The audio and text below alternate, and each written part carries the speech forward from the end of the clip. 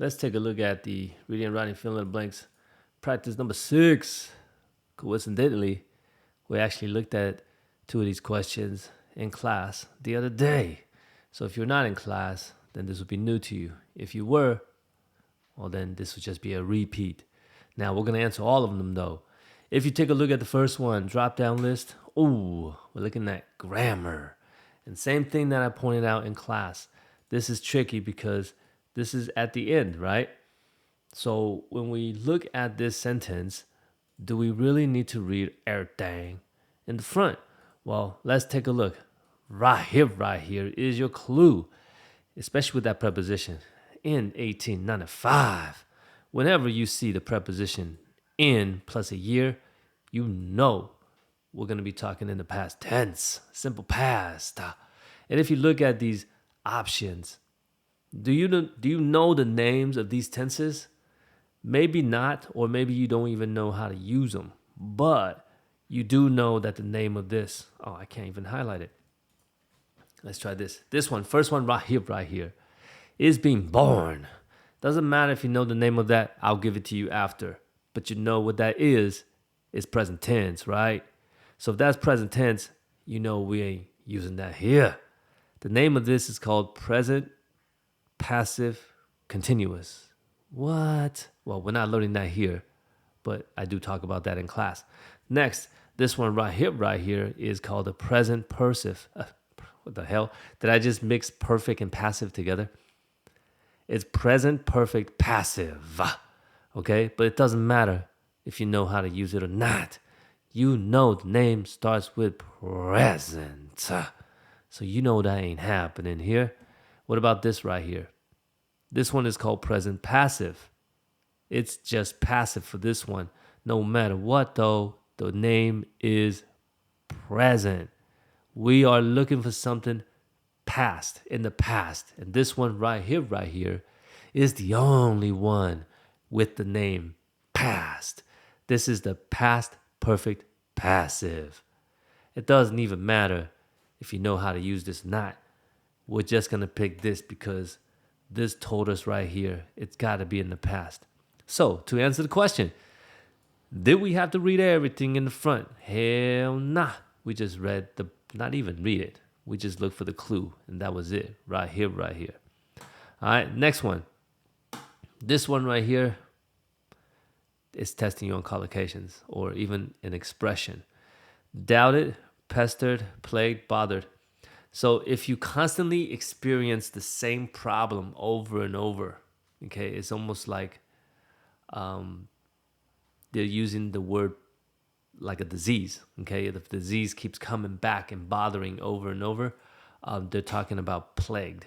So there's no clue for this one. This is just if you know the expression or not. We're talking about a constant problem that they're facing in Northern Ireland, and you will say, plagued by this situation. It means that this problem never ends. It keeps coming back.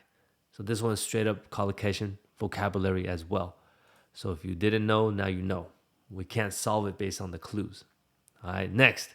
This one right here, we talked about as well. Now, if you are trying to do what we did earlier by only looking at the end, this one won't work for you.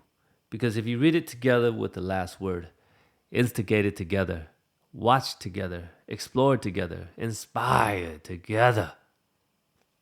They all sound all right? They all can work. So how are you going to pick your answer? Close your eyes and pick one? Hell nah. You got to check for the clues now. This is a reading task. So surprise, you got to read a little bit. Okay? So if you look at right here, if you look at this right here, Jack played in. Now, I don't know what they're talking about. Where did Jack play in? Once we know where Jack played in, we'll probably know which answer to pick here.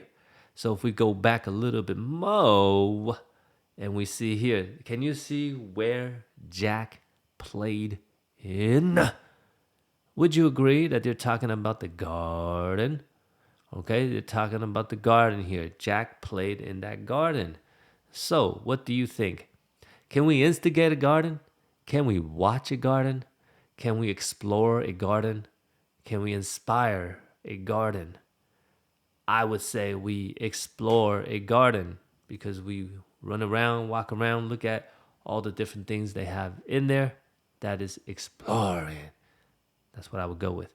And then lastly, this one right here is vocabulary. A lot of times people make a mistake here. Now, what we want to look at here is a word that can best describe this person. Headmaster is a person. Now, all of these words are pretty much negative. Okay, they're negative. So, which one? He hated the school, the strict rules. It was hard.